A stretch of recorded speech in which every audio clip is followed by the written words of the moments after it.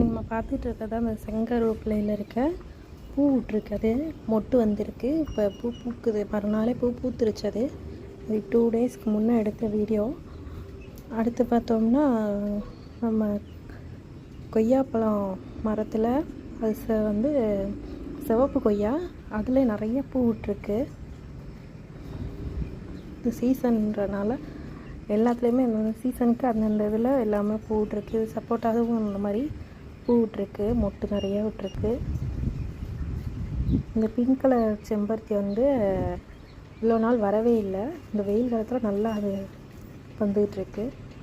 நம்ம sweet corn வந்து வர ஆரம்பிச்சிட்டாங்க பாருங்க. அதுலேருந்து அந்த தோகை உள்ளே இருந்து வருது பாருங்கள். பேபி கார்ன் உள்ளேருந்து வர ஆரம்பிக்குது. இது வந்து முள்ளு முருங்கைக்கீரை நல்லா தழுத்துட்டு வருது. வெயில் காலத்தில் தான் தழுக்கும் போல், நல்லா கிளை விட்டு வருது. நான் வைக்கும்போது அந்த ஒரு குச்சி தான் வாங்கி வச்சது. பழைய வீடியோஸில் பார்த்தா தெரியும். வெங்காயத்துலேயும் மொட்டு ஒன்று வந்துட்டுருக்கு. மேலே பூ பூக்க போகுது. கீழே இருக்கிறது வெந்தயக்கீரை. அதே மாதிரி சிவப்பு செம்பருத்தி தினமும் பூ பூத்துரும். எல்லா நாளுமே பூ இருக்கும். தக்காளி எல்லாமே இப்போ சீசனுங்கிறனால நல்லாவே தக்காளி பழுத்துட்டு வந்துருச்சு. நிறைய இதில் தக்காளி விட்டுருக்கு. இது காயாக இருக்குது.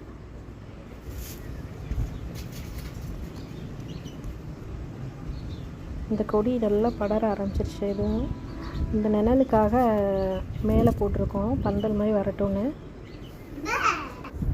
இது எல்லாமே மாடியில் இவ்வளோ நேரம் பார்த்தது மாடியில். இப்போ வந்து பால்கனியில் இருக்கிறது இதெல்லாம். இந்த பச்சை மிளகா நல்லா பழுக்க ஆரம்பிச்சிருச்சு. சரி, விதைக்கு கிடக்கட்டும் அப்படின்னு விட்டுட்டேன். இங்கேயும் வெங்காயம் இருக்குது, பச்சை மிளகா, மல்லிகைப்பூ இருக்குது, தக்காளி.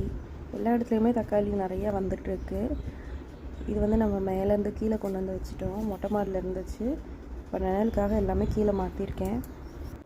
சம்மர் ஸ்டார்ட் ஆகிடுச்சு. எல்லா செடியும் முடிஞ்ச அளவுக்கு நிழல்லே வச்சு பார்த்துக்கோங்க. தேங்க்ஸ் ஃபார் வாட்சிங்.